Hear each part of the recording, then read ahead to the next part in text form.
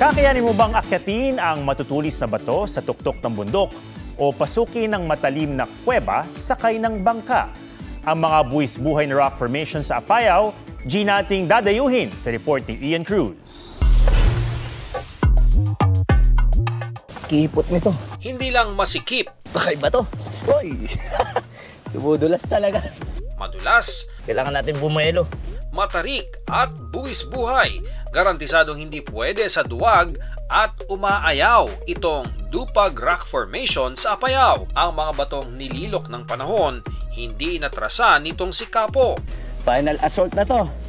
Abot langit ang ganda sa tugatog at makikita mo ang dinaanan mong ilog. May river crossing muna doon. Siguro mga agahita yung tubig. Paglagpas mo ng Marag River, maglalakad pa kayo sa may jump off. Siguro mga 15 minutes. Kung nalula ka na sa pinagdaanan nila paakyat, Magiging 10 beses ang hirap dahil dito din kami bababa. sa kuweba naman tayo pumasok.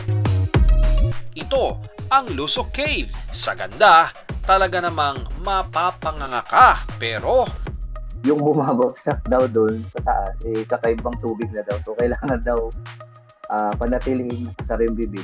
Lalong-lalo na kapag nandun na sa area ng mga punong-puno na ng mga paniki. ang mga bato rito, kakaiba ang hugis. Sakay ng bangka, babagtasin ang underground river ng tubig. Mistulang umiilaw. First time ko dito sa Apayao at nakakakilabot dahil hindi kami nabigo sa aming mga nakita. Ian Cruz nagbabalita para sa GMA Integrated News. Huwag magpahuli sa mga balitang dapat niyong malaman. Mag-subscribe na sa GMA Integrated News sa YouTube.